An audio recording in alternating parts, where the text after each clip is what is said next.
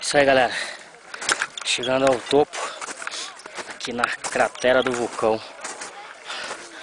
Me aproximar aqui para vocês terem uma ideia do que é a cratera do vulcão.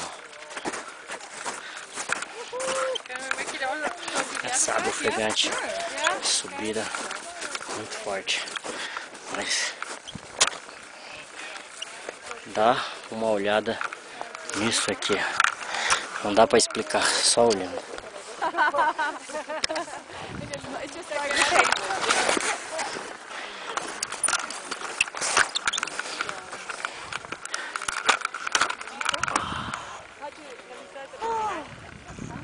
Essa é a boca do vulcão, grande cratera.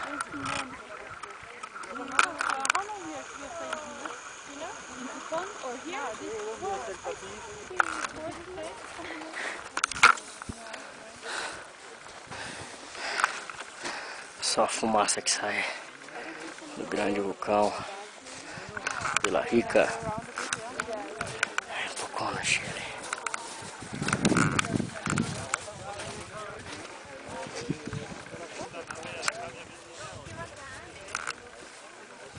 Várias chaminés que saem em torno do vulcão. Vou tentar me aproximar de uma aqui. Em 1970 que ele não entra em erupção.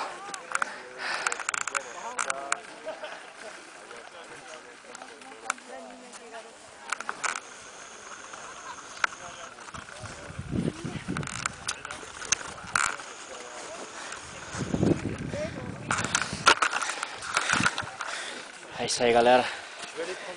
Esse é o final da trip. Vamos tentar dar a volta, mostrar pra galera como que é do outro lado também, ok? Fiquem mais um pouco aí com a grande cratera e até logo mais.